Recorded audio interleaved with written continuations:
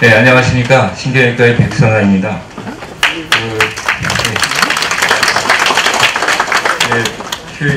토요일이고 먼 길까지 와주셔서 정말 감사드립니다. 제가 오늘 맡은 내용은 이제 파킨슨 병에서 수술적 치료, 그리고 저희가 최근에 그 수술할 때 굉장히 이제 힘든 상황을 조금 환자분들이 좀 편하게 할 수 있는 그런 방법을 좀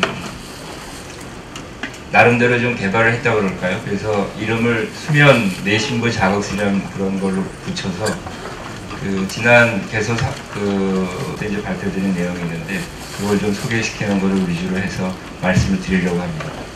앞서서 김한준 교수님이 이제 잘 정리를 해주셨는데요. 이제 아주 간단하게 이제 얘기를 하면 이제 파킨슨 병은 원인을 잘 모릅니다. 그렇지만 어디가 문제가 있는지는 알고 있습니다. 뇌의 특정한 그 영역인 흡질이라는 것, 거기서 우리 몸에 필요한 그 몸의 운동에 꼭 필요한 신경 전달 물질이 있는데 도파민이라는 것이 굉장히 중요한 겁니다. 그러니까 다른 기능도 하지만 운동 기능에서 굉장히 중요한데 그 도파민을 만들어내는 신경세포가 바로 흑질입니다. 거기가 원인 모르게 망가지는 병이 파킨슨 병입니다. 근데 아직까지 1817년에 닥터 파킨슨이라는 분이 이 병을 발견을 했지만 지금까지도 그 발병 기전이라든지 그 병의 진행을 막을 수 있는 그런 것은 아직 발견되지 않고 있습니다.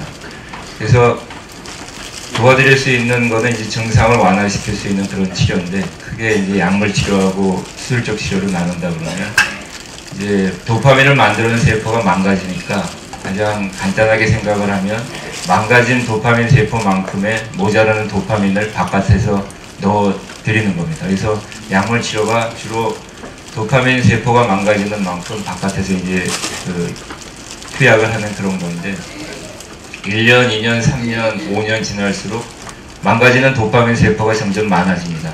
그러면 드셔야 될 도파민의 용량이 굉장히 많아지고 그렇게 5년, 10년 가다 보면 굉장히 초기보다는 굉장히 많은 양의 약제를 드셔야 되기 때문에 그거에 따른 부작용이 나옵니다. 그 부작용에 대해서 이제 수술 전 평가에서 김한준 교수님이 잘 설명을 해주셨듯이 도파민 자체가 이제 양이 많아지면 그 드셔야 될 양이 많아지면 그 먹는 양이기 때문에 위장에서 피로 들어가야 되는 이제 흡수되는 시간이 있습니다. 그래서 어느 일정한 시간이 그 복용하시고 한 30분 이상 되면은 이제 혈중의 피크로 올라가고 또 이제 그 다음에 너무 용량이 많으니까 뚝 떨어지게 되는데 그때마다 증상이 들쭉날쭉합니다.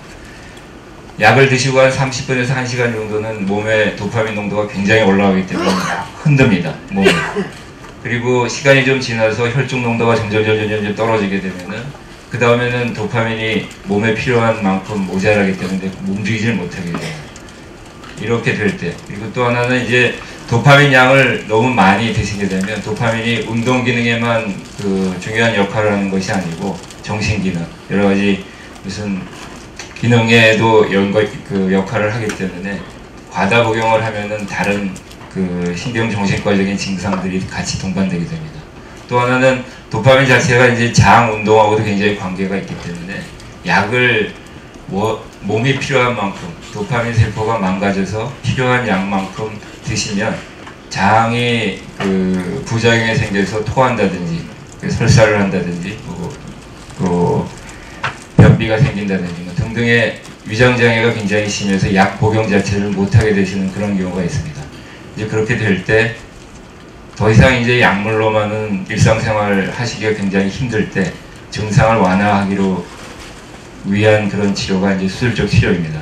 예전에는 파킨슨 환자분들이나 그 뇌신부 쪽에 여러 가지 이제 운동에 관계된 여러 가지 핵들이 있는데 그 이상운동 증상을 만들어내는 그런 그 원인이 되는 특정 부분이 기능이 항진되어 있는 곳이 있습니다. 대표적인 게 하시상액이라는 곳인데 그쪽을 전극을 삽입을 해갖고 소작을 해서 망가뜨렸습니다. 그러면 기능이 올라가 있는 데를 소작을 시켜버리면 이제 증상이 완화되는 거를 이제 치료를 했었다가 1987년에 그 프랑스의 닥터 베나비드라는 분이 그거 말고 전극을 꽂고 고주파로 지속적으로 자극을 하면은 세포 자체는 망가뜨리지 않지만 증상은 거기를 억제시키는 그런 효과를 나타내서 증상이 완화되는 것을 알 수가 있었고, 1987년 이제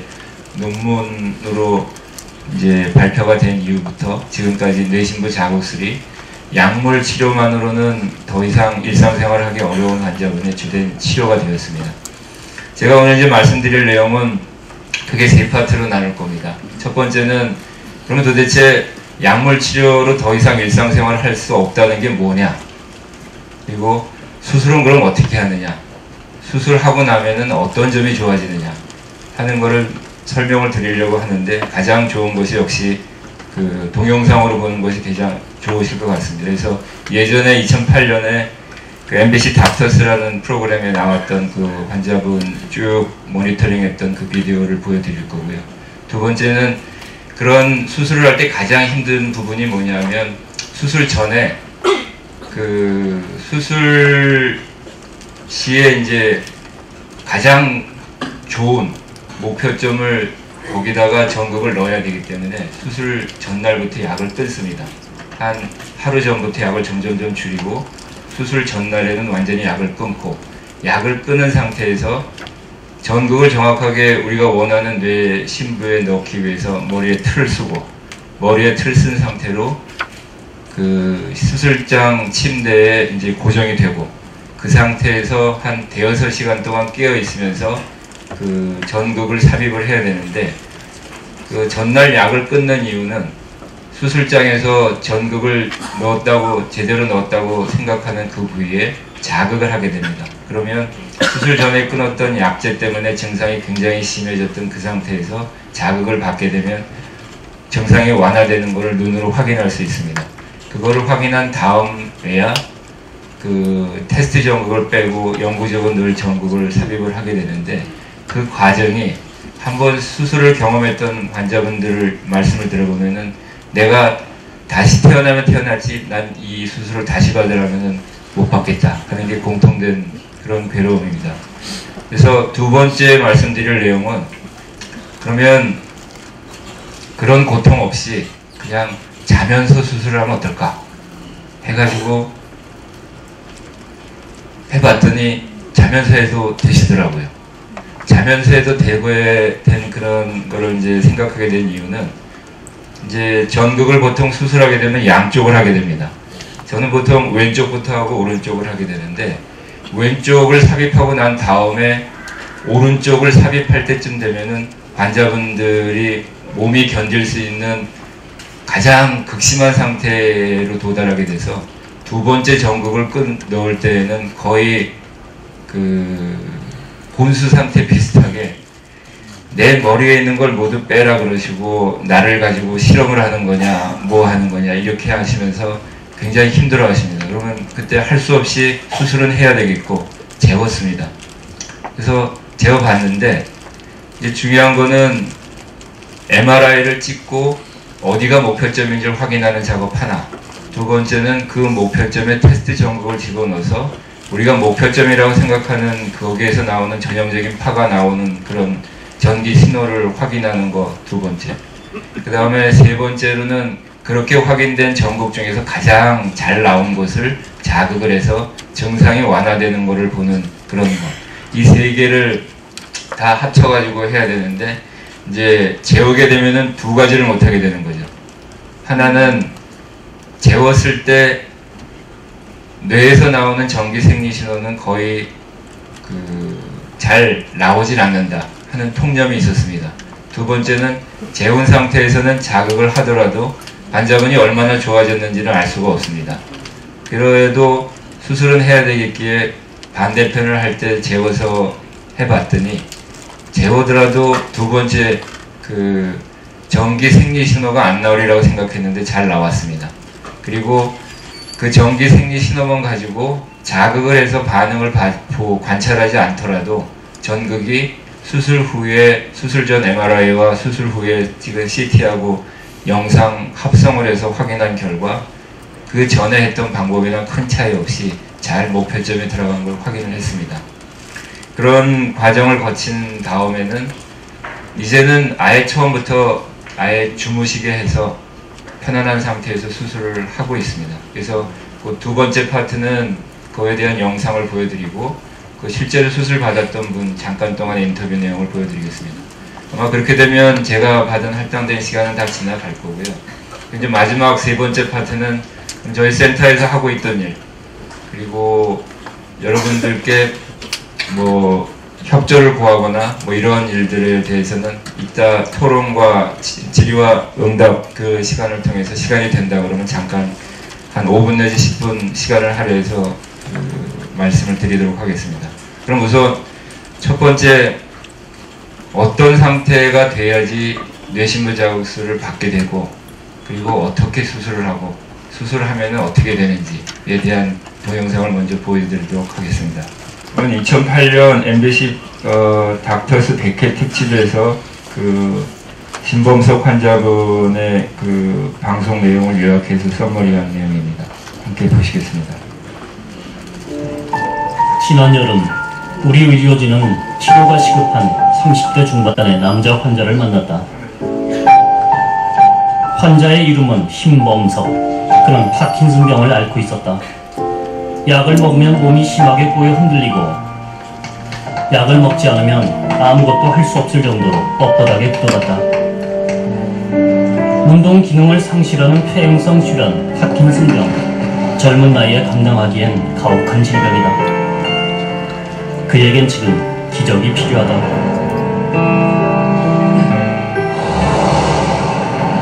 신범석 씨가 처음 우리를 찾아온 건 신경과 외래를 통해서다. 들어와요. 맨 처음에 증상 어떻게 됐었어요? 오른손이 좀 뻑뻑해요. 오른손이? 네. 다리는? 그는 이미 파킨슨 진단을 받아 8년째 약을 복용하고 있었다. 일어나서 한번 걸어보실래요? 한번? 그런데 이 환자의 경우 파킨슨 약을 먹게 되면 이렇게 꼬이고 흔들리는 증상이 강하게 나타난다. 약으로는 치료가 힘들어지고 있다는 것이다. 밤에 잠은 어떻게 주무세요? 잠을 못 자요. 밤에? 왜 잠을 못 자요? 이쪽 이런데 근육이 다 굳어. 근육 굳어서? 파킨슨병은 운동기능 장애가 생기는 폐행성 질환으로 그냥 두면 몸이 굳고 약을 먹으면 꼬임과 떠임 등의 이상운동 증상을 보이게 된다. 신범석 씨는 이상운동 증상이 매우 심각하고 그 기복이 심해 입원이 필요한 상황이었다. 그 증상이 굉장히 변화가 심하다고 했기 때문에 얼마나 변화가 심한지, 그리고 어느 정도 오랫동안 어떤 증상이 나타나는지를 갖다가 이제 우리가 알기 위해서 입원을 시키는 겁니다. 이른 아침, 범석 씨가 아직 잠들어 있는 가족들을 깨운다. 일어나세요. 붓거나 꼬이는 증상 때문에 잠을 설치다 보니 새벽부터 깨어있던 범석 씨다. 약 기운이 퍼지나 보다. 온몸이 주체할 수 없이 꼬이고 흔들린다. 범석 씨는 하루 대부분을 이렇게 지내야 한다. 약을 먹지 않으면 몸이 돌처럼 굳어지기 때문이다. 미리 챙겨달릴 수 없어서 제가 약 기운 있을 때 그만한 제가 해야죠. 약 기운이 있을 때, 그러니까 몸을 움직일 수 있을 때 해야 하는 일들을 서둘러 해야 한다. 이불을 개거나 쓰레기를 치우는 사소한 일상이 범석 씨에게는 약 기운을 빌어서야 가능한 일인 것이다. 범석 씨는 증상이 심해진 후 형 식구들과 함께 생활하고 있다. 밥 먹는 것조차 쉽지 않다 보니 하루 종일 곁에서 돌봐줄 사람이 있어야 한다.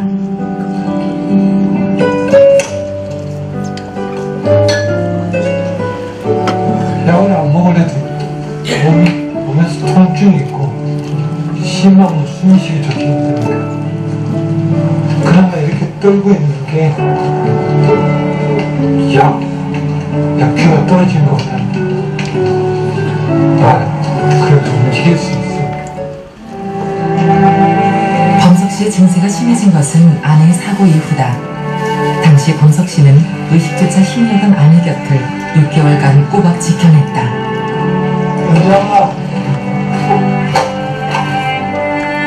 그러나 아내가 의식이 돌아왔을 무렵 범석 씨의 증상이 약도 듣지 않을 만큼 급속도로 악화된 것이다.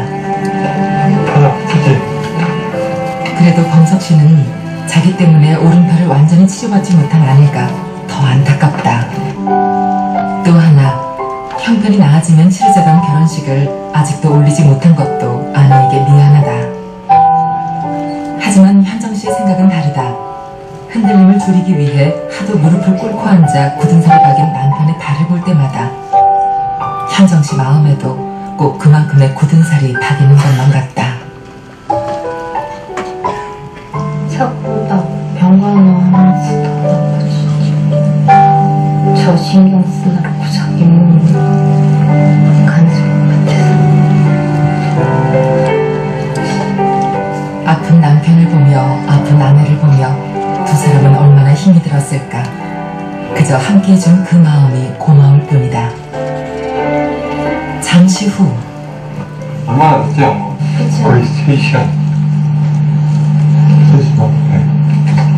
이때쯤 약효가 떨어져요? 네, 떨어져요.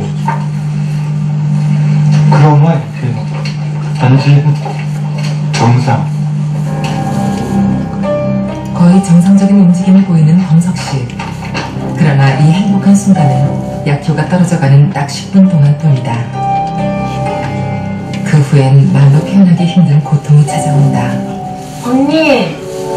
오빠 몸이 굳어지기 시작하면 움직일 수도 숨을 쉴 수 없는 고통이 찾아오는 건 순식간이다.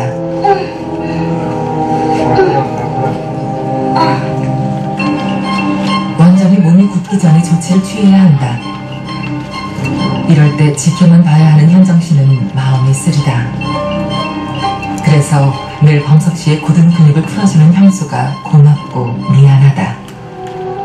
갑자기 쥐나듯이 그렇게 다 땡땡해지고 확 그런 게 있어서요. 그게 고통스럽잖아요. 그러니까 빨리 와서 해줘야지. 안 그러면 그게 오래 가잖아요. 그리고 본인도 힘들고. 서둘러 약을 먹는다. 타이밍을 놓치면 약을 먹어도 소용이 없는데 약을 먹는 시간이 점점 짧아지고 있어 걱정이다. 박동아 누나 왔다.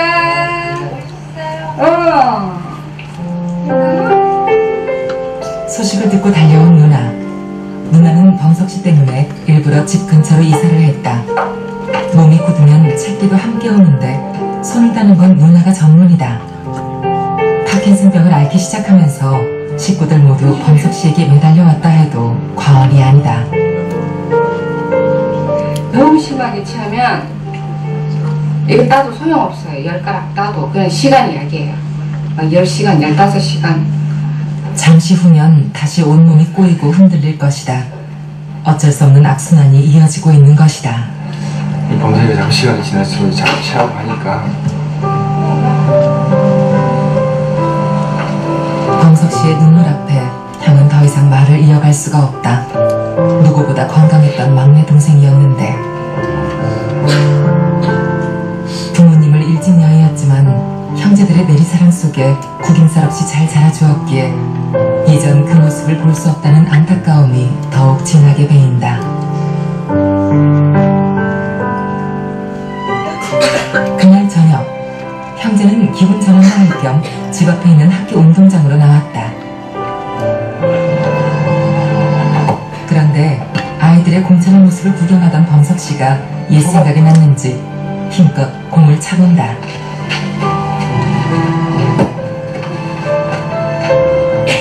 축구한 거 좋아했어요? 네. 잘했고. 진짜 잘했네. 다 옛날 얘기다. 잠깐의 외출에도 약봉투를 챙겨야 하는 지금 범석 씨에겐 모두 부질없는 추억일 뿐이다. 외식 장소는 범석 씨의 옛 직장인 중국 음식점. 범석 씨에겐 추억이 많은 곳이라 증세가 호전되면 꼭 한번 와보고 싶었던 곳이다. 건강했죠. 건강하고 부스스름 겪고 또 여러 사람한테 칭찬도 많이 받고.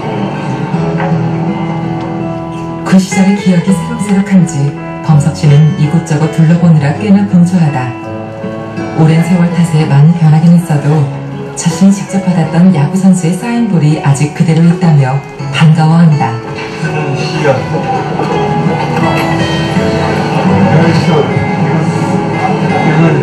내친김에 옛 실력을 보여주겠다는 범석씨. 흔들림 때문에 좀 어색하긴 해도 모처럼 범석씨 얼굴에 화색이 돈다.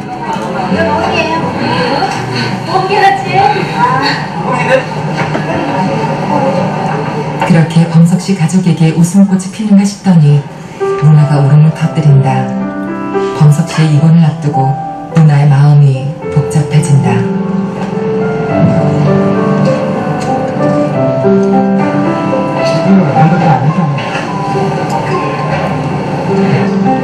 얼른 먹어. 꼭 씹어 먹고 잘 먹을게는 나도.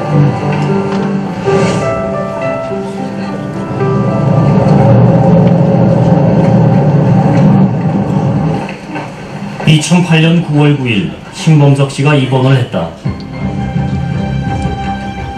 앞으로 일주일 동안 파킨슨 센터에서 다양한 검사를 받게 될 것이다. 너는 서둘러 그를 만나러 갔다. 검사 결과 수술이 결정된다면 내가 수술을 진행하게 될 것이다.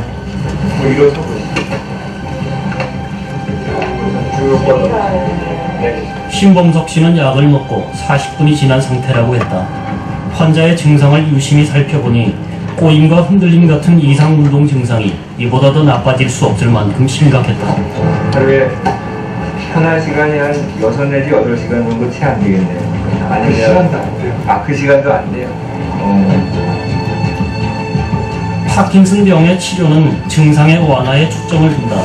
그래서 신경과의 약물 치료와 신경외과의 수술 치료를 동시에 고려해 가장 이상적인 방법을 찾아야 범석 씨가 약을 먹은 후 가장 좋은 상태가 어떤지, 그 상태가 얼마나 유지되는지 살펴본 후 약을 먹지 않았을 때의 증세 변화를 관찰했다. 그리고 운동신경 검사를 비롯해 수술에 필요한 다양한 검사를 실시했다. 다른 이상이 없을 때 수술 후 신범석 씨의 상태가 얼마나 호전될 수 있는가가 주요 관건이다. 그렇게 환자의 상태를 일주일간 지켜본 후 우리는 수술을 하기로 결론을 내렸다. 약이 있을 때 비록 짧은 순간이기는 하지만 상당히 좋아요. 걸을 수 있고. 그래서 이제 이런 점에서 이제 환자는 그 수술에 좋은 그런 대상이라고 생각하고, 특히 나이가 젊기 때문에 앞으로 긴 남은 생활을 생각한다면 수술 꼭 해야 할 거로 생각합니다. 수술이 결정된 부부는 3년 만에 처음으로 데이트를 시도한다. 그래봤자 동네 산책 정도. 그런데 범석 씨가 갑자기 뛰기 시작했다. 약 먹으면 뛰어가. 약기를 조절을 못해요? 조절이 안 돼. 안타깝죠. 많이 어떻게 할 수가 없어. 뛰는 건 범석 씨의 의지가 아니다. 꼬임과 떨림을 통제할 수 없듯 걸음걸이의 강약 또한 조절할 수 없는 것이다. 네, 힘들어. 어떻게 하지? 같이 가. 빨리 와. 이런 걸 데이트를 할 수 있을까? 균형을 잘 잡지 못하는 현정씨는 너무 느리고 범석 씨는 빠르기를 조절할 수 없으니 손잡고 나란히 걷는 건 아무래도 무리다. 그렇지. 마취 상태를 떨어뜨렸지. 수술은 잘 될까 걱정도 되지만 한편으로는 수술을 받게 돼서 설레기도 한다. 남들처럼 그냥 평범하게 살아보고픈 부부. 그래서 수술에 더욱 기대를 하게 된다.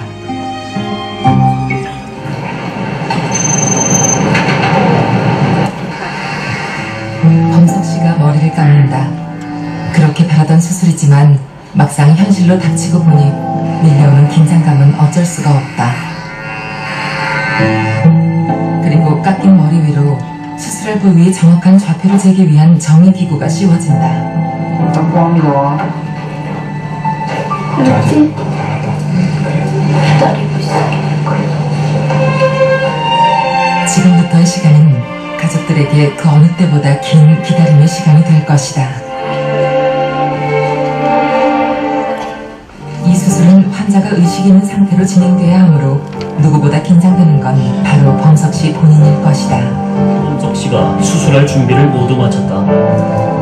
이제 나도 수술에 앞서 환자의 뇌 영상을 보며 다시 한번 정확한 좌표를 확인한다. 작은 오차라도 생길까 나 역시 긴장이 된다. 김원원 씨, 괜찮으세요? 많이 드시죠? 전동 넣기까지 한 3시간 정도 걸릴 건데 양쪽 다 넣기까지 시작하면 이제 가장 예기치 않고 좀 안 일어났으면 하는 게 이제 출혈 생기는 거, 출혈이 생기면 힘이 빠지거나 말을 못 하시니까 그런 거 확인하기 위해서라도 계속 그 환자분하고 대화를 하면서 이렇게 수술을 진행하죠. 이제 수술을 시작한다. 이 수술은 환자와 의사 사이에 신뢰를 바탕으로 진행돼야 한다. 특히 환자의 상태가 안정돼야만 착오 없이 목표 지점에 도달할 수 있다. 뇌신부 자극술은 뇌의 심층부인 담창부 하시상액에 전극을 심어 문제가 되는 신경세포에 일정한 전기 자극을 전달하는 수술이다. 그리고 전원을 공급하는 배터리를 쇄골 아래 피부에 삽입하여 뇌에 심은 전극과 연결하면 된다. 전극을 심기 위해서는 먼저 머리 피부를 열고 뇌를 감싸고 있는 뼈에 작은 구멍을 낸다. 그리고 목표 지점이 있는 뇌신부에 전기를 연결해 환자의 상태를 체크해가며 테스트를 한다. 움직일 수 있죠? 좀 다른 거 없죠? 예. 각각의 신경세포들이 보내오는 전기 신호를 따라 목표 지점을 찾아내면 자극을 주어 반응을 확인한다. 자, 오른쪽 다리 들어보세요. 들었다 놨다. 괜찮죠?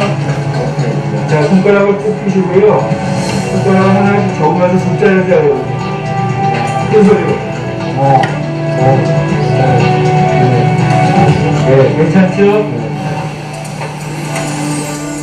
환자의 팔과 다리가 자유롭게 움직였다. 목표 지점을 정확히 찾았다는 얘기다. 이제 그 위치에 전극을 심으면 된다. 오른쪽 뇌도 같은 방법으로 수술할 것이다. 지금까지 환자도 잘 따라주었다. 나 역시 마지막까지 긴장의 끈을 놓을 수 없다. 자, 마지막 수술입니다. 다행히 신범석 씨의 수술은 잘 마무리되었다. 자, 고생 많으셨어요. 다 어떻겠고요. 호흡하면 됩니다. 가족들에게 좋은 소식을 알릴 수 있어 다행이다. 이제 전국을 다 넣었는데요. 잘 참으셨어요. 많이 힘드셨는데 아마 모여볼까요? 그래서 자극을 해서 생기는 이상소견은 거의 안 보이고 해서 아마 자극하시면은 자극기 이제 키면은 많이 좋아지실 것 같아요. 약도 많이 줄일 것 같고. 네, 내일 한번 뛰어나면 기쁨의 눈물을 흘리는 가족들을 뒤로하고 배터리 삽입 수술을 위해 나는 다시 수술실로 돌아왔다. 가슴과 목 뒤쪽의 피부를 절개해야 하는 배터리 삽입술은 전신 마취 후 진행된다. 양쪽 가슴 위쪽에 배터리를 넣어 뇌의 전극과 연결하는 수술이다. 잠시 후 모든 수술이 마무리된다. 환자의 예후를 지켜봐야겠지만 일단 결과는 만족스럽다. 하루 중에 대부분은 꼬이거나 아니면 꼼짝을 못하거나 하는 그런 시간들이었는데 그런 시간을 상대적으로 많이 줄이고 몸 상태가 좋으면서 꼬임도 없고 그 뻣뻣함도 없고 그 경직되는 것도 없고 그런 상태로 지내는 시간이 굉장히 많아졌죠.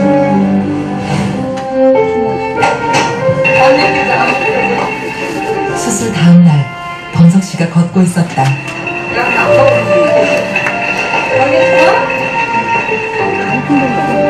약을 먹지 않고도 이렇게 걸을 수 있다니 기적과도 같은 일이다.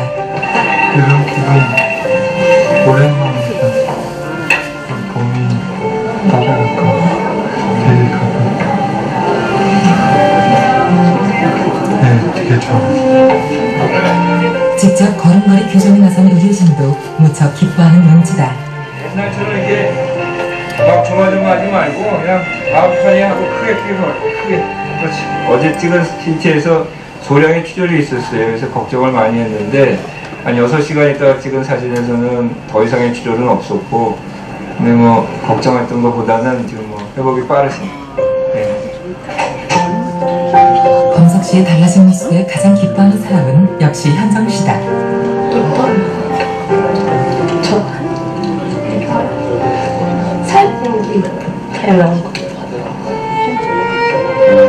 두 사람은 그날 처음 걸음마를 배우는 위한 걷고 또 걸었다. 그리고 사흘 뒤 범석 씨는 무사히 퇴원했다. 그로부터 3주 뒤 범석 씨를 다시 만났을 때 그는 결혼식 예복을 멋지게 차려입고 환하게 웃고 있었다. 닥터스 MC 한준호 씨는 이들의 결혼식 사회를 맡아주기로 했다.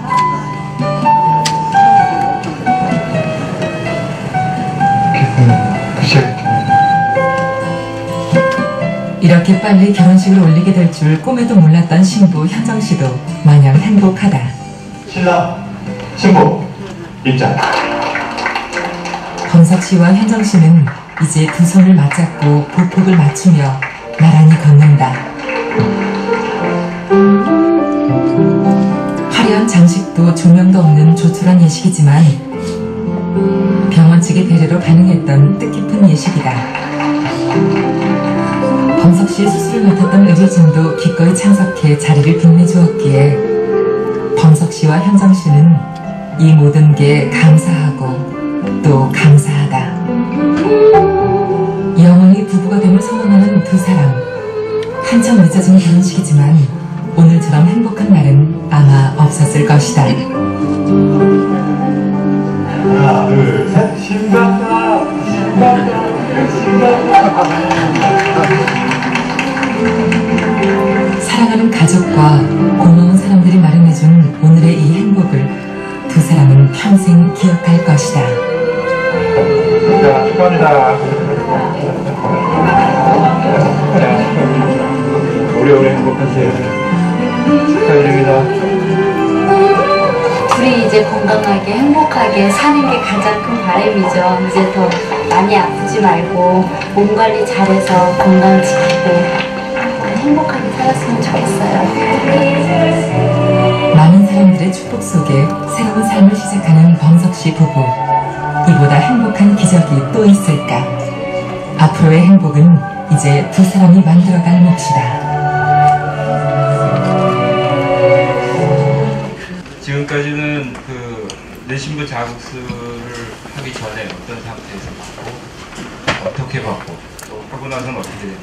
되게 이제 내신부 자극술을 하고 나면은 약 드시는 거에 한 50% 평균 잡아서 이렇게 줄일 수가 있습니다. 또 환자분에 따라서는 약을 끊고 지내시는 분도 있고 약을 거의 줄이지 않지만 증상은 완화되는 분도 있는데 그거는 나중에 그 질문 및 그 질의응답 시간에 혹시 시간이 되면 그 부분에 대해서 좀 더 자세히 말씀드리죠. 다음 말씀드릴 내용은 그 이제 지금은 그 끼어 있는 상태에서 한 대여섯 시간 동안 저하고 계속 대화를 하면서 이제 수술을 하셨는데 아까 말씀드렸듯이 주무시는 상태에서 수술을 해도 충분히 정확한 위치에 뇌신부 자극기를 넣을 수 있었던 거를 보여드리겠습니다. 해드릴게요. 이제 아까랑 비슷한 상태로 이제 수술방에 들어오셨습니다. 머리에 틀을 쓰고 MRI를 찍고 그 영상은 저희한테 전송이 됐고 테이블에 머리에 떴던 이 프레임은 고정이 된 상태에서 이제 테이블에 올라오셨습니다. 그래서 이제 지금부터는 여기 보이는 이 약제 프로포폴이라고 펜타닐이라는 그 수면 마취제인데 수면 내시경 할 때 조금 다르지만 어쨌든 그 충분히 그 주무시는 상태에서 수술을 할 수 있도록 옆에서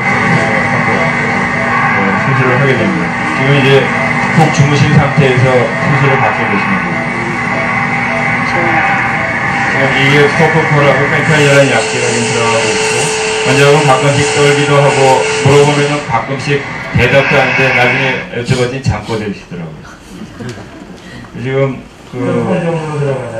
주무시는 상태에서 아까 말씀드렸던 그 하시상액이라는 저희가 목표점으로 잡은 거기에서 특징적으로 나온 신호가 나오는지 지금 확인하고 있습니다. 그지 요 BIS라는 그 뇌의 그 활성화 정도가 어느 정도인지 이제 보는 깨어 있는 게 100이고요. 아예 없는 게 제로인데 한 40 정도 유지되면 충분한 수면에 푹 주무시는 상태에서 수술하는 그런 모니터링 기계입니다. 이 옆에서 테스트 정보를 그 전진시키면서 뇌에서 나오는 신호를 확인하고 있습니다. 저는 5개의 테스트 전극을 2mm 간격으로 하고 중앙 앞뒤 양옆으로 삽입을 해서 5개 중에 가장 크게 신호가 나오는 것을 택해서 거기를 영상으로 넣을 전극 자극기 거기다가 넣게 됩니다.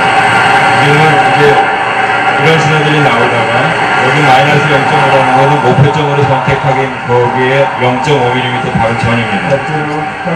이제 서서히 이게 하시상에게 특징적인 신호가 이렇게 나오는 신호입니다. 5개 중에서 맨 아래쪽에 있는 신호에서 하시상에게 특징적인 신호가 나오고 있고 그 외에 이제 하얀 색깔로 나오는 곳에서 또 나오고 있고 가운데 맨 위쪽에 초록 색깔로 나오는 것에서 하시상액이라는 거기서 나오는 특징적인 파형을 관찰하고 있습니다. 지금 환자분 지금 잘 들어보시면 숨 쉬시는 소리가 푹 주무시면서 쌕쌕하는 소리가 들리실 겁니다. 이 소리가 숨 쉬시는 소리인데요.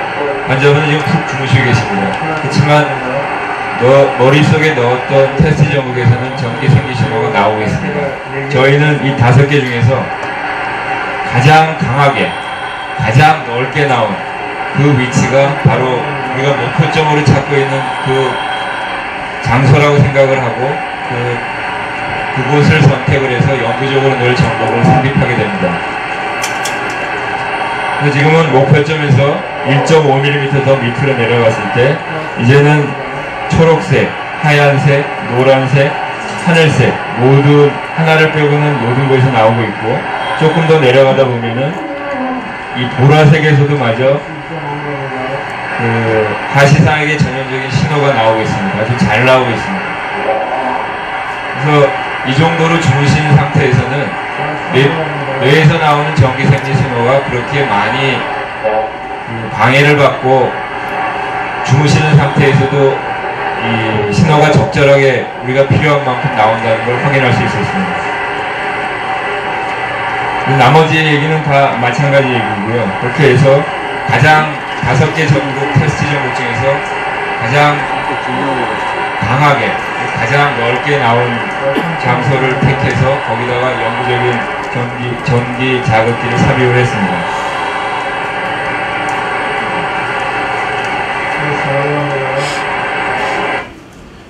그래서 지금 처음에 좀 말씀드렸듯이 너무 환자분이 전날에 약을 끊어서 굉장히 심한 상태에서 한쪽 끝낸 다음에 다음 편으로 넘어갈 때는 더 이상 참을 수가 없어서 굉장히 그 수술을 중단해달라, 밖에 있는 보호자분 불러달라, 더 이상 진행을 못하겠다.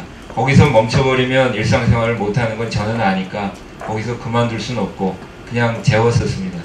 그렇게 해서 한 10몇 분 정도 경험을 해서 깨어있는 상태의 왼쪽 편 그리고 그 다음에 재운 상태에서 한 오른쪽 편을 비교해 봤더니 그렇게 크게 차이가 없더라고요. 신호도 잘 나오고 잠깐 그 수술하셨던 그 환자분께 양해를 구하고 인터뷰를 했습니다. 맨 마지막에 그 이제 2분을 편집해 갖고 나온 비디오인데요. 그 환자분의 인터뷰 내용입니다. 안녕하세요. 안녕하세요. 신경과 전문의 엄관이라고 합니다. 예.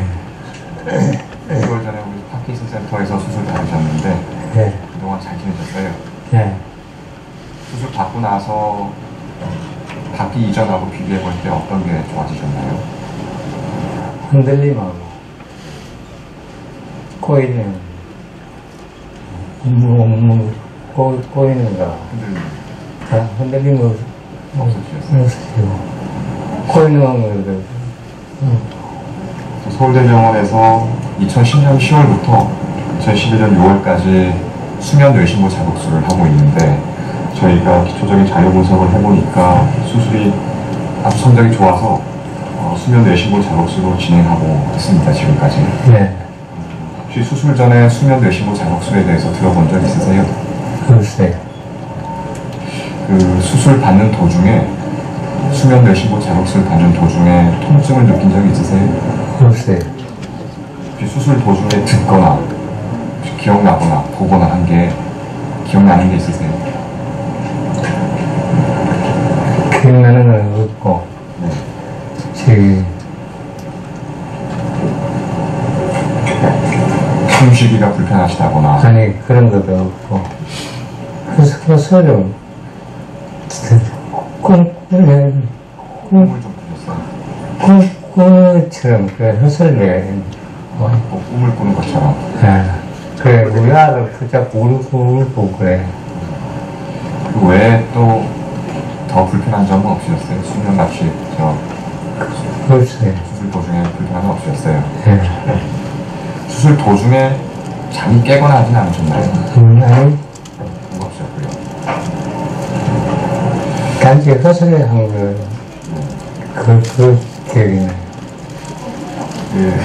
다른 파킨슨 환자분들 중에 수면 뇌신부 자극술이나 아니면 그냥 뇌신부 자극술 받은 환자분하고 얘기해 본 적 있으세요? 아니요. 혹시 뇌신부 자극술 수술 받는 게 너무 힘들다 그런 말씀, 그런 얘기도 다른 환자분들한테 들은 적이 없으시고요? 없어요. 근데 내가 마취해서 깨나니까 힘들었어요. 수술하고 깰 때가 힘드셨어요? 깨가 아니고. 깨고 나서 어떤 점이 힘드셨어요?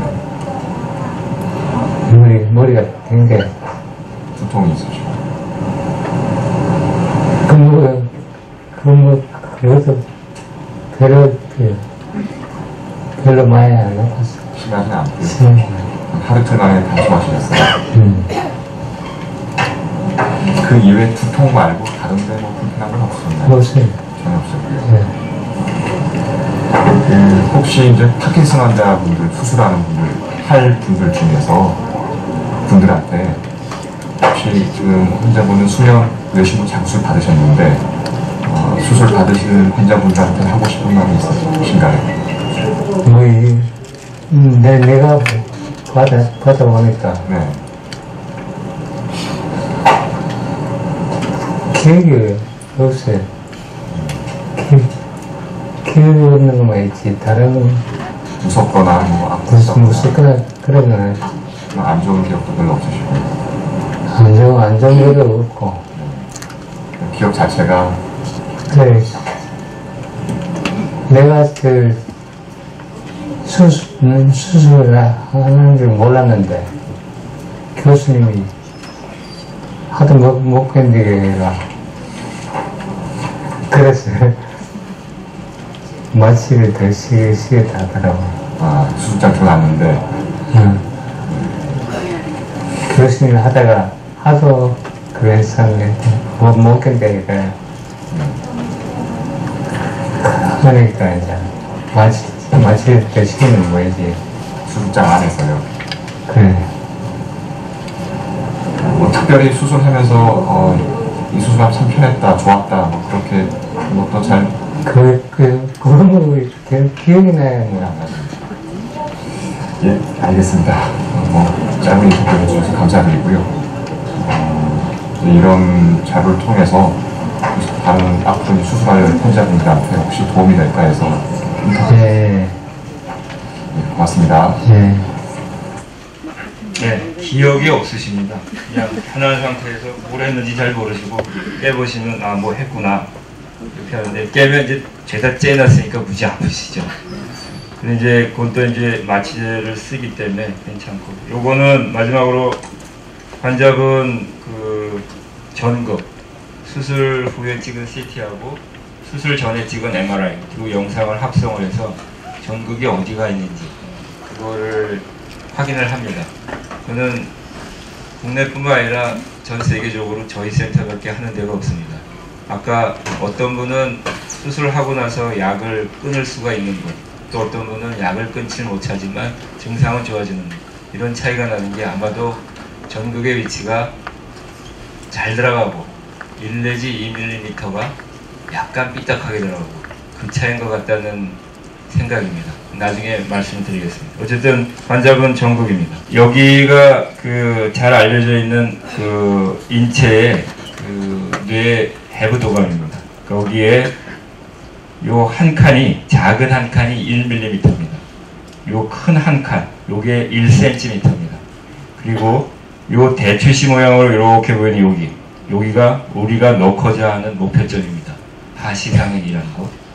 거기에 파란색 동그라미는 오른쪽에 들어가 있는 전극이고, 빨간색 동그라미는 왼쪽 하시상액에 들어가 있는 전극입니다. 단상면에서 또는 관상면에서, 시상면에서 하시상액이라고 보이는 거는 이렇게 보이는데 전극이 정확하게 들어가 있는 걸 볼 수 있습니다.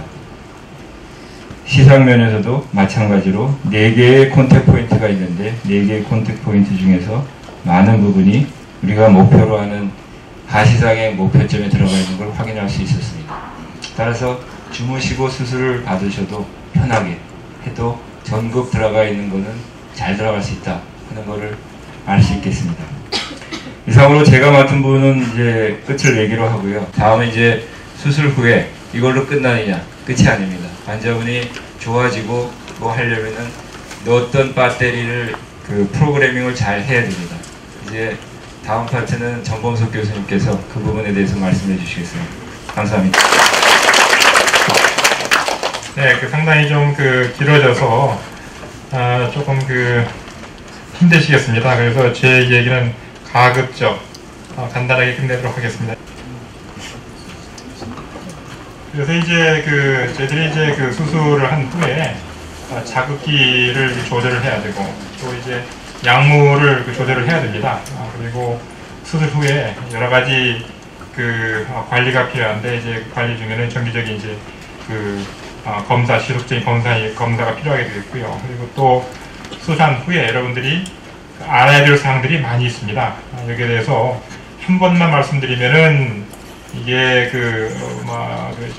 잘 시행되지 않기 때문에 여러 번 반복적으로 말씀드려야 되는 그런 부분들이 있어서 그런 거에 대해서 이제 제가 차례로 말씀드리겠습니다. 그래서 여러분들이 이제 첫 번째 시간에 얘기를 다 들었습니다. 그래서 이제 파킨슨 병의 이제 뇌신보 자극술이 이런 것이 이제 수술이 필요한 환자가 있고 또 수술을 했을 경우에 그 문제를 완전하게 해결하는 것은 아니고 이 약물과 같이 이제 서로 도와가면서 이제 이런 문제를 해결해가는 그러한 치료가 되겠고 또 병이 변하기 때문에 파킨슨 병은 근본적으로 진행하는 병이지 않습니까? 그래서 이제 병이 진행하면서 증상이 변하기 때문에 조절을 계속 해 가야 됩니다. 그래서 이제 이런 거에 대해서 이제 말씀을 드리도록 하겠고요.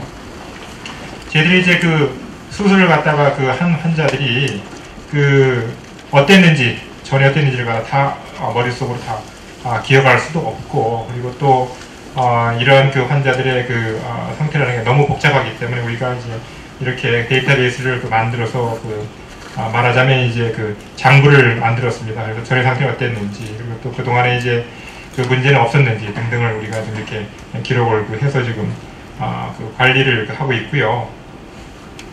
그 다음에 이제 수술을 하고 나서 여러분께 이제 말씀드리고 싶은 것들이 수술을 하고 나서 모든 것이 다 깨끗이 해결되면 좋겠지만 해결이 안 되는 경우들도 있고, 그리고 또 파킨슨병에 걸려있는 그러한 연령대가 대개 고령이기 때문에 그거 말고 다른 같이 가지고 있는 병들이 많이 있습니다. 특히 이제 골근격계들, 수술 전에 허리 문제라든지 무릎 문제라든지 이런 것들은 별로 신경 안 쓰고 있다가 수술을 하고 나면은 이제 파킨슨 문제가 해결되기 때문에 허리라든지 아니면 무릎 문제가 굉장히 좀 문제가 돼서 그것 때문에 생활에 굉장히 장애를 가져오는 그런 부분도 있고, 그리고 또 파킨슨 증상이라는 것들이 대개는 우리가 중점적으로 생각하는 것들이 이러한 운동 증상들, 못 움직이는 거, 꼬이는 거 이런 것들을 얘기하지만 그거 말고 어떤 여러분들의 감정이라든지 우울증 같은 걸 얘기하는 거죠. 그렇지 않으면 이제 인지기능, 치매 이런 것들이 이제 문제가 될 수 있기 때문에 이런 것에 대해서도 이제 우리가 유의를 해야 되고 또 이제 대소변 이런 문제도 있게 되겠습니다. 물론 이제 수술 부작용 문제도 이제 우리가 다뤄야 되는 그런 문제가 되겠습니다. 그 수술을 한 후에 우리가 자극기 조절을 갖다가 지속적으로 해 나갑니다. 그래서 이제 한 번에 쉽게 잘 되는 환자들도 있지만 대부분의 환자들은 수술하고 나서 한 3개월에 걸쳐서는 우리가 대충 그때그때에 맞춰서 우리가 조절을 하게 됩니다. 왜냐하면 수술하고 나서 이제 부기가 이제 가라앉아야 되는 시간이 좀 있겠고, 그리고 또 한 3개월 될 때까지는 그런 전극이 뇌하고 이렇게 위치가 고정이 되지 않았다고 생각을 하기 때문에 한 번 잘 맞았다고 하더라도 다음에 상태가 변할 수밖에 없게 되겠습니다. 그래서 이제 3개월까지는 우리가 그때마다 이제 맞추게 되겠고, 3개월째부터는 우리가 이제 비교적 고정적인 그러한 조절을 하고자 노력을 합니다. 그런데 이제 그동안에 이제 우리가 변환해야 될 그런 변수가 굉장히 많습니다. 그래서 자기 이제 조절을 갖다가 이제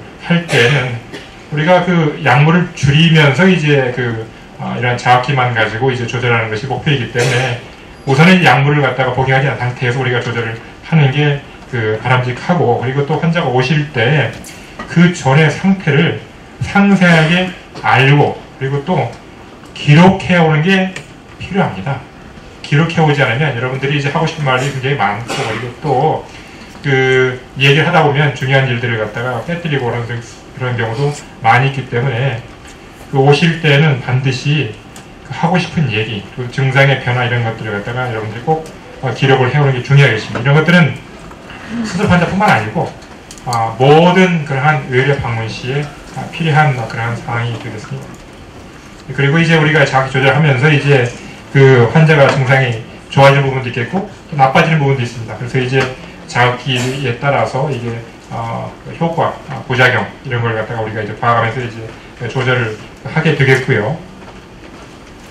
그 다음에 이제 우리가 정기적으로 검사를 갖다가 하게 됩니다. 그래서 이제 이런 걸 갖다 하게 되는 이유는 첫 번째로 이제 수술 후에 우리가 가장 중요시하게 여기는 것이 수술 후에 이제 상처의 관리가 되겠습니다. 그래서 이제 거기에 염증이 안 생기는 것 우리가 꼭 확인을 해야 되고, 대개 한 10일 후에 시밥을 제거하게 되는데, 여러분들이 이제 수술하시고 나서는 꼭 집에 가시는 수술 뽑지 않고 집에 가시는 경우가 대부분입니다. 그래서 이제 집에 가셔서 상처 부위를 갖다 잘 관리를 하셔야 되고, 한 달 후에 우리가 CT를 촬영합니다. 이 CT를 촬영함으로써 전에 찍었던 MRI하고 이제 같이 합쳐가지고 아까 백선아 교수께서 얘기하신 그러한 전극의 위치를 확인하는 작업을 거치게 되겠고, 그걸 가지고 우리가 이제 자극기 조절을 갖다가 하게 되겠습니다. 그리고 이제 6개월, 1년, 2년, 3년, 5년, 7년, 10년 이렇게 여러분들을 입원시켜서 정기적으로 우리가 검진을 하게 됩니다. 그때 이제 우리가 하는 것은 이제 약물을 복용하고 하지 않고 자극기를 켜지 않고 이 상태에 따라서 여러분의 상태가 어떤지를 갖다 우리가 판단하는 그러한 작업을 하게 됩니다. 이때 이제 우리가 이제 비디오로 이제 그러한 상태를 기록을 남겨서 어떻게 상태가 변화하는지를 갖다 우리가 면밀하게 관찰하게 됩니다. 그래서 이제 이러한 관찰을 함으로써 혹시라도 여러분들이 나중에 상태가 변했을 때 언제부터 변했는지, 왜 변했는지를 갖다가 알 수 있는 하나의 근거자라게 되겠습니다. 배터리는 대개 한 5년쯤 후에 교체하게 되는데 사용량에 따라서 빨리 혹은 늦게 우리가 교체를 하게 됩니다. 그래서 여러분들이 이제 의뢰 오실 때마다 대개 3, 4년 지나게 되면 정기적으로 우리가 이러한 배터리의 잔류량을 갖다 우리가 검사를 꼭 하게 되겠습니다. 그래서 이제 우리가 수술 후에 1개월, 3개월, 6개월, 1년, 2년, 3년 이렇게 이제 쭉 우리가 이제 의뢰 이제 팔로우업을 하면서 이제 입원시키는 그런 스케줄이 있게 되겠고, 그리고 이제 오늘은 파킨슨 환자만 오셨기 때문에 이런 근긴장 이상증이라든지 수전증에 대해서는 말씀을 드리지 않겠습니다. 그래서 이제 이렇게 이제 여러분들의 검사 일정을 우리가 이제 관리를 하고 있습니다. 왜냐하면 여러분들도 이제 그 생활 하시다 보면 언제 의뢰 와야 되는지를 갖다 잊어버리는 경우가 많고 그렇기 때문에 우리가 미리 이걸 갖다 일정을 잡아서 이제 여러분께 알려드리고 있습니다. 그래서 수술 관리를 갖다가 하는 그러한 그 중요한 목적은 여러분들의 상태가 변하는데 데 따라서 우리가 이거 조절을 해야 되기 때문에 그렇습니다. 그래서 변하는 것이 어떻게 변화했는지를 갖다가 트렌드를 알아야만이 정확하게 우리가 그 원인을 알 수 있고 그 원인에 따라서 우리가 대응을 할 수 있기 때문에 그렇다는 것을 이제 말씀을 드리게 되겠고요. 여러분들에게 이제 그 주의를 드리고 싶은 것은 수술 부위에 어떠한 그 염증이 있는 것처럼 보이게 되면은 바로 응급실에 오시는 게 필요합니다. 외래에 오셔도 좋고 외래에 오는 것이 어려우면 응급실에 오셔야 됩니다. 그래서 여기에 염증이 조금 있게 되면 초기에는 그 간단한 그러한 항생제를 복용한다든지 내지는 바른다든지 이를 가지고 이제 해결이 되지만 심한 경우에는 혈관으로 이제 항생제를 맞고 오랫동안 병원을 입원해야 되는 경우도 있고 심지어는 이러한 전극을 제거해야 되는 불상사가 생길 수 있습니다. 그렇게 되면 굉장히 참 큰일입니다. 왜냐하면 수술을 해서 잘 작동하고 있는 전극을 뽑게 되면 환자 상태가 상당히 나빠질 수가 있습니다. 약물로도 조절하기 어려운 그런 문제가 생기게 되겠습니다. 그래서 여러분들이 수술 부위에 어떠한 염증 소견이 있으면 절대적으로 빨리 병원에 오시는 것이 필요하겠습니다. 그리고 이제 그쪽에 아마 좀 이물감이 있기 때문에 자꾸 만지고 긁고 그러시는가 봐요. 그런 것들은 꼭 피하셔야 되겠습니다. 그리고 이제 이러한 전기 자극기는 이게 전기를 이용해서 사용하는 그러한 기기이기 때문에 전자파에 의해서 영향을 받습니다. 그래서 전자파에 의해서 조절이 바뀌기도 하고 전자파에 의해서 내부에 있는 말하자면 철선이 거기에 전장을 형성하면서 열을 발생할 수가 있습니다. 그래서 어떠한 그러한 의료기기들은 사용하면 안 되는 거로 되어 있습니다. 그래서 이런 것들은 여러분들이 꼭 아셔야 되고 여러분들에게 이제 수술을 마치고 나면 책자를 드리게 되겠는데 이런 책자를 보시고 꼭 피해야 될 것은 피하고 그리고 또 확실하지 않을 경우에는 담당 의사에게 질문을 하거나 아니면 센터로 꼭 연락을 주셔서 확인을 받으셔야 됩니다. 그리고 또 하나 이제 여러분들에게 이제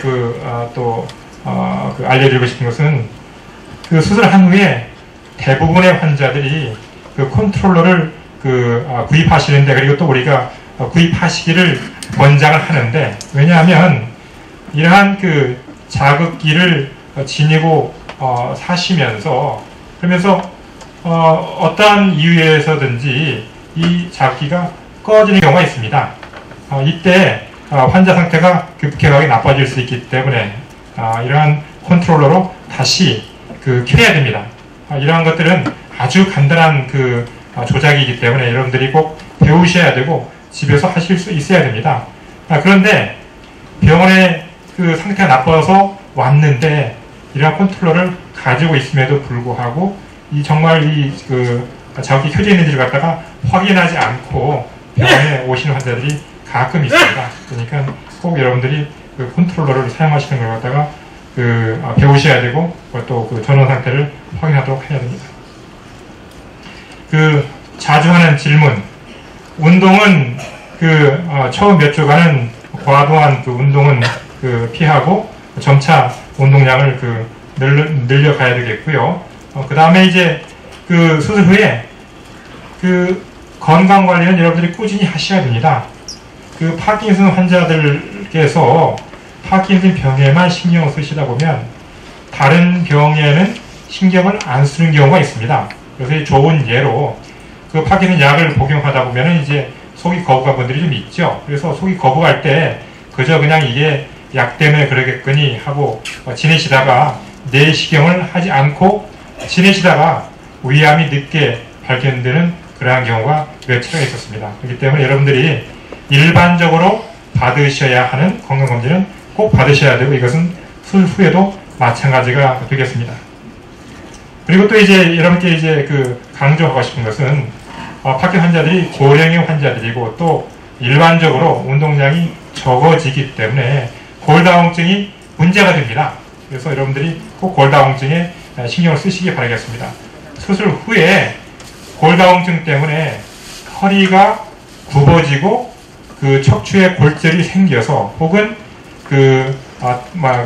고관절에 골절이 생겨서 그것 때문에 고생하시는 분들이 꽤 있습니다. 그렇기 때문에 여러분들이 꼭 골다공증은 수술하고 관계없이 관리를 하셔야 되겠고, 그리고 수술 후에 환자들이 식욕이 느는 분들이 꽤 많이 있습니다. 조금 이제 편해지기 때문에 그런 건지는 모르겠지만, 그래서 체중이 느는 분들이 있어서 우리가 체중 증가에 대해서 꼭 주의를 시키고 있습니다. 넘어지지 않도록 하는 것은 이것은 여러분들이 꼭 명심해야 되는 그런 상황이겠죠. 수술을 하더라도 동결 현상은 좋아지지 않는 경우가 대부분입니다. 그래서 여러분들이 넘어지는 가장 중요한 원인 중에 하나가 동결 현상인데, 여러분들이 걷다가 갑자기 다리가 땅에 달라붙는 그런 현상이죠. 그것 때문에 넘어지게 되는데, 이런 것들은 수술 후에도 계속 남아있는 그런 경향이 있기 때문에 여러분들이 꼭 조심을 하셔야 됩니다.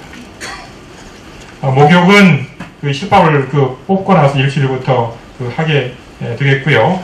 찜질, 사우나방은 가급적 가지 않는 것이 좋습니다. 왜냐하면 파킨슨 환자는 고혈압 환자와 달리 저혈압이 생기는 경우가 많습니다. 전에 고혈압 환자라도 파킨슨이 생기면서 오히려 저혈압이 드는 경우가 있어요. 그리고 특히 이게 탈수 현상이 생길 경우에, 그리고 또 따뜻한 경우에 더 잘 생기기 때문에 너무 뜨거운 곳에는 가지 않는 것이 좋습니다. 해외여행은 자연도 좋고요. 대신 타실 때 여러분들이 가지고 계신 이러한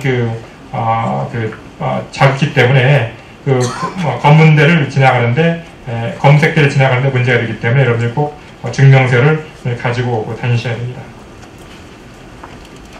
전자제품 사용 관계가 있는 경우도 있고 없는 경우도 있습니다. 그렇기 때문에 주의를 하시면 되겠고, 여러분들이 꼭 컨트롤을 가지고 다니시면서 혹시 상태가 갑자기 나빠지시면 꺼있는지를 갖다가 다시 한번 확인하는 그런 것이 필요하겠습니다. 배터리 수명 확인은 여러분들이 할 수 있는 게 아니고 우리가 해 드려야 되는 거기 때문에 3년이 지나면 병원에 오셔서 꼭 확인을 받도록 해야 됩니다. 절대로 배터리가 완전히 고갈된 후에 병원에 오시면 안 됩니다. 자극기는 갑자기 꺼졌을 경우에 여러분의 상태가 굉장히 나빠질 수 있기 때문에 응급상황으로 될 수가 있습니다. 그래서 여러분들이 꼭 시간이 지나게 되면은 병원에 오셔서 배터리가 얼마 남아있는지를 갖다가 체크를 받으셔야 됩니다. 아까 얘기한 대로 배터리를 사용하는 정도에 따라서 수명이 결정되고요. 그리고 수술은 전신마취로 하는 게 아니고 국소마취로 간단하게 바꾸게 되었습니다. 그래서 너무 염려하지 않으셔도 되겠습니다. 대개 3박 4일 정도로 입원을 하게 되겠고요. 비용은 350만 원 정도가 된다고 합니다. 지금 신부자극술을 하는데 배터리가 이제 새로 나올 것으로 지금 되어 있습니다. 지금 현재 국내에는 들어와 있는데 우리 센터에서 아직은 사용하고 있지 않은데 몇 가지 장점이 있습니다. 그런데 장점이 있는 만큼 우리가 환자들이 잘 배워서 사용을 해야 되는데 그것이 쉽지만 않기 때문에 아직은 우리가 지금 배터리를 사용하지 않고 있고요. 정확히 조절을 하는데 지금까지는 우리가 어떤 보험수가 없어서 여러분들이 그런 정확히 조절을 받았는데 앞으로는 아마 보험수가가 신설될 것입니다. 그래서 여러분들 마지막으로 물론 이제 우리 지금과 한 마음으로 여러분들이 이제 치료를 갖다가 해야 되겠고, 여러분들이 가져야 될 그런 마음가짐은 여러분들이 병을 스스로 잘 관리를 하셔야 됩니다. 그래서 꾸준한 운동, 그리고 가족끼리 이제 여러모로 스트레스 받지 않고 심리적으로 경제적으로 도움을 받아가면서 이제 진료를 갖다가 받으셔야 되겠고, 그리고 또 긍정적으로 여러분들이 그 생활을 하시는 게 필요하겠습니다. 네, 감사합니다. 잠깐 아까 제가 두 파트는 말씀드렸는데 세 번째 파트는 토의 질의응답 여기에 잠깐 말씀드리겠다는 내용을 잠깐 말씀드리겠습니다. 그 저희 센터에서 하는 일 중심으로 해갖고 말씀드릴 거고, 그리고 아까 그 재워서 했을 때 수면 뇌신부 자극술이랑 그냥 기면 상태에서 깨어있는 상태에서 했던 그런 상태하고 비교한 것들에 대한 것도 잠깐 말씀드리겠습니다. 그래서 저희 수술 2012년 2월까지 토탈 234의 이제 뇌신부 자극술을 했습니다. 그때는 212명의 환자, 지금은 한 142분인가 그렇게 되고 있고요. 그리고 요 뇌신부 자극술에서 할 때 전기 생리 신호를 잡는 건데, 요 오른쪽 이 주무시는 상태에서 뇌파입니다.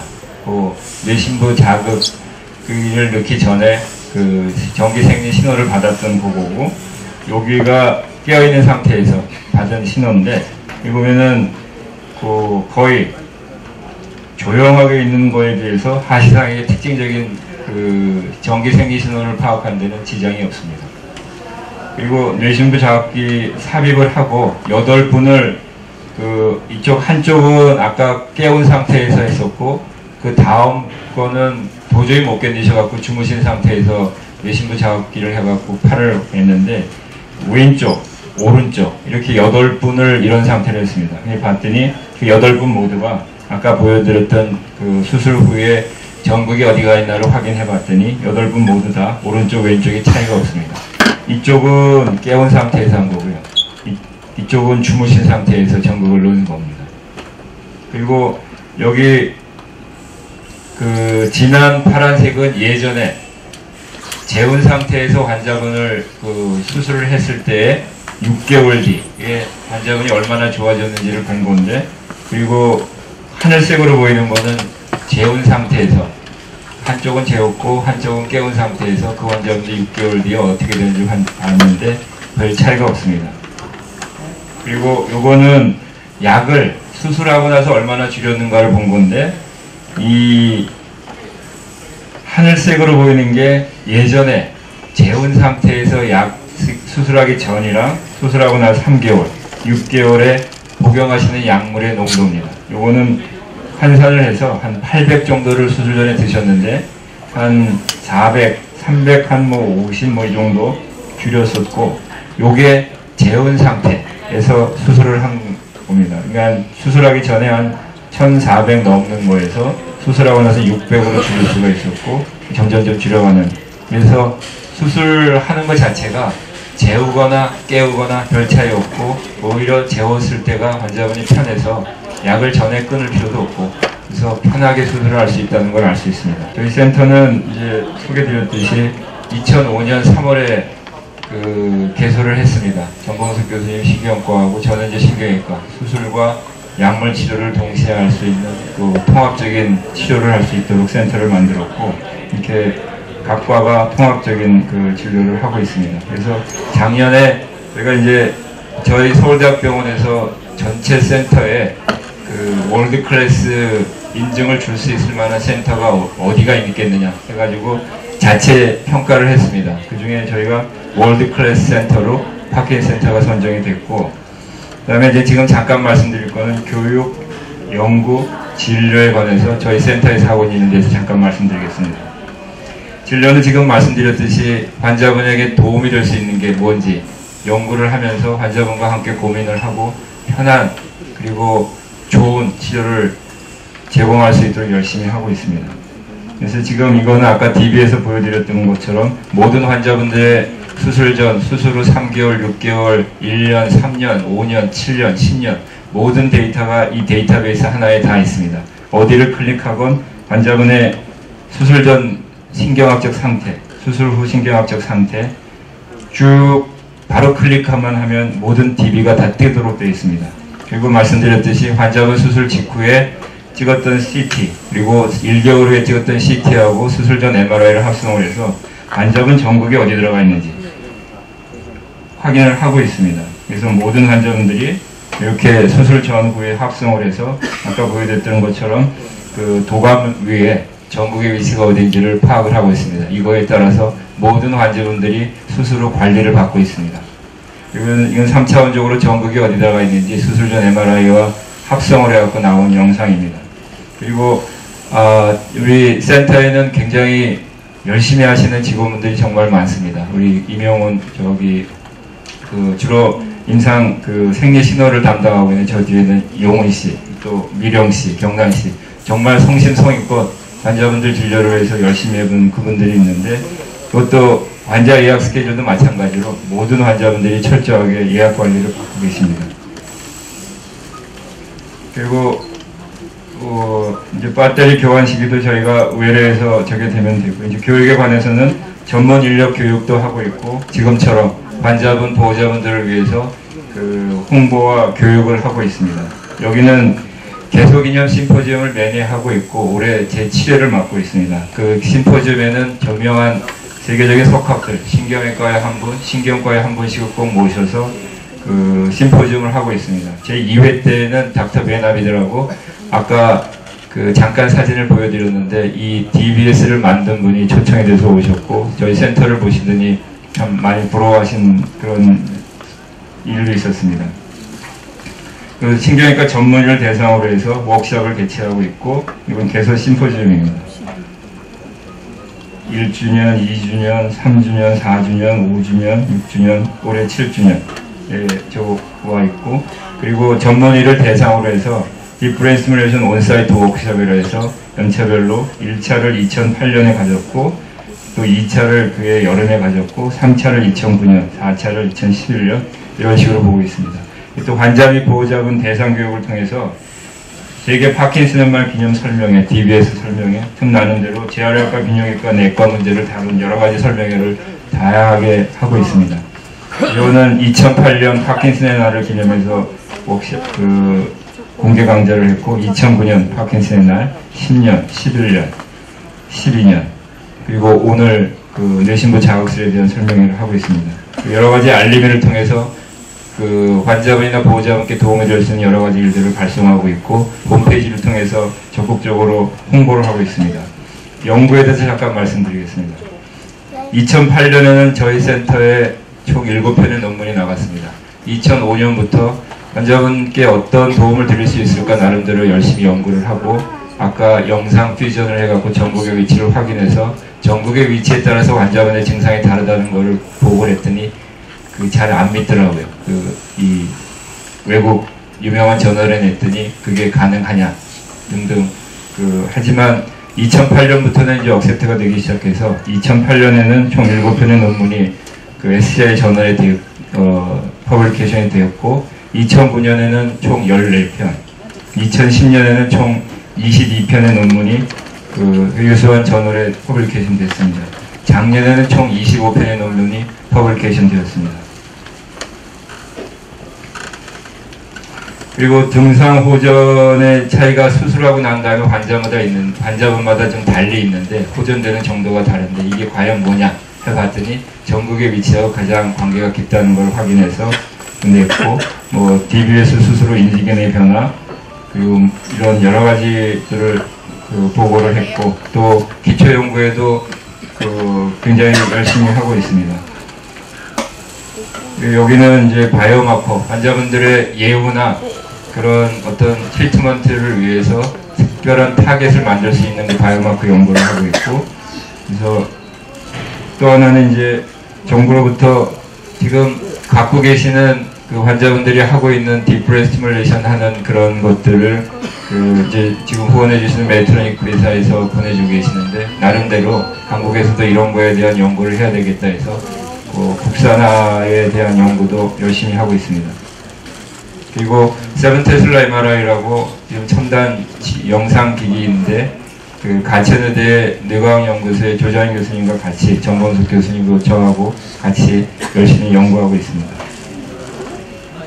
그리고 마지막으로 델라스라고 DBS 일렉트로드 로케이션 어라이 시스템이라고 아까 말씀드린 수술 전에 MRI하고 수술 후에 CT를 두 개를 합성을 해가지고 전극의 위치가 어디인지를 알게 하는 그거를 웹사이트로 프로그램으로 띄웠습니다. 그래서 다른 병원, 저희 병원에서만 이걸 하고 있는데 다른 병원에서도 할 수 있게끔 그 개방을 해야겠고, 이 델라스 시스템을 적용해서 다른 나라, 미국에는 마운트 사이나이 병원, 그리고 호주에는 유니버시티 오브 퀸즐랜드, 그리고 일본의 동경대학, 치바대학, 그리고 이제 국내의 한 대여섯 개의 대학들과 같이 저희가 지금까지 발견했던 여러 가지 전국에 따른 증상 호전의 정도의 차이가 있다는 것, 이거에 대한 멀티센터 클리니컬 트라이얼을 지금 시작한 바로 직전입니다.